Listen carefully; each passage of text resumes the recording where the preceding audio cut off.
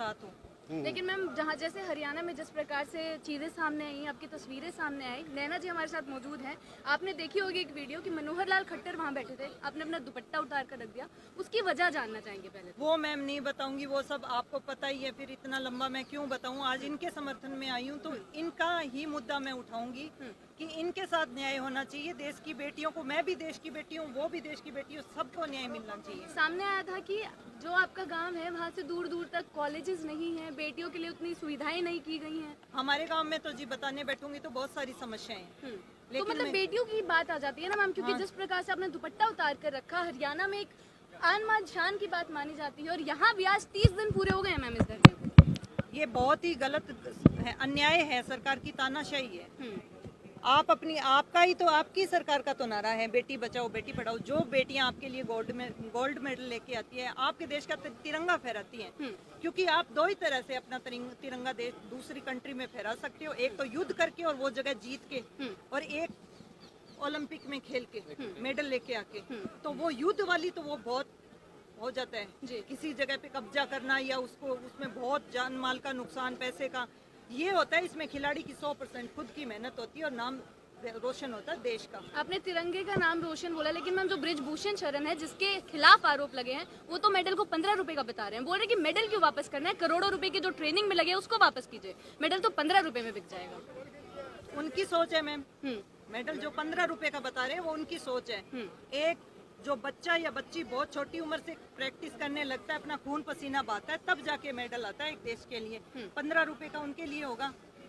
वैसे तो सरकार जो कलेक्टर है वो इंडिया का सबसे टफ एग्जाम है जी, लेकिन एक 5 पढ़े हुए मंत्री के सामने ऐसे यूं करके खड़ा कर देते हैं ये, तो फिर वो मेडल को तो वो 15 रुपए का बताएंगे ना। मैम 1 महीना से ज्यादा गुजर गया लेकिन अभी तक कोई सुनवाई नहीं हो, क्या कहना चाहेंगे? ये कहना चाहूंगी कि जल्द से जल्द सुनवाई करो। आप बेटियों को बचाने की बात कर रहे हो, बेटियों को पढ़ाने की बात कर रहे हो, फिर किस बात की? कभी आप कहते हो उलझाते हो हमें हिंदू राष्ट्र बनाने के बारे में, कभी कुछ बनाने में, कभी रुपयों के मामले में देश को लाइन में लगा रहे हो। तो न्याय दे दो हमें। बेटियों को बचा के फिर क्या करोगे जब बेटियां जो जिंदा है उनको न्याय नहीं दे रहे हो? पेट वालों की आप रक्षा कर रहे हो। आपका कितना समर्थन रहेगा? मेरा किस तरह से समर्थन रहेगा? 100% समर्थन रहेगा। मैं अपने गांव में बैनर लगाऊंगी, गांव में जाके जागरूक करूंगी इस आंदोलन के बारे में।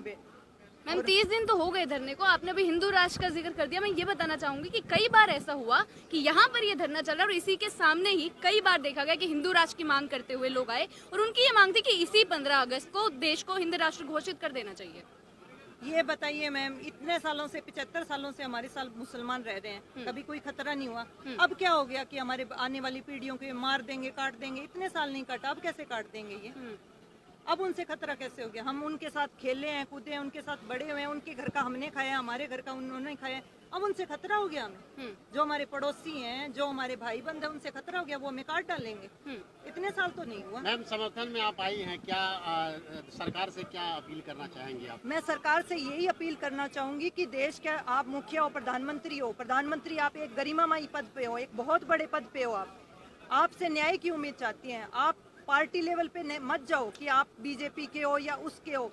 आप बीजेपी के नहीं हो, ये आप हिंदुस्तान के प्रधानमंत्री हो।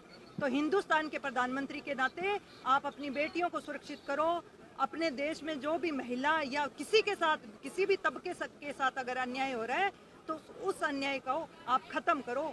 आप एक बहुत बड़े जिम्मेदार पद पे हो, आप राजा हो, हम प्रजा है। मैम आखिरी सवाल, आपका जिस तरह से मौजूदा सरकार है, अभी की जो मौजूदा सरकार है सेंट्रल में बैठी है, नजरिया क्या है आपका, ये बताएं। मैं तो ये कहूंगी कि सरकार को जल्द से जल्द ये सब खत्म करना चाहिए, क्योंकि अगर ये मुद्दा बाहर जाता है तो हमारी इमेज खराब होती है। सरकार की नहीं, हमारे देश की इमेज खराब होती है कि हम पड़ोसी देश के बारे में ऐसे ऐसे बोलते हैं। हमारे देश में क्या हो रहा है फिर?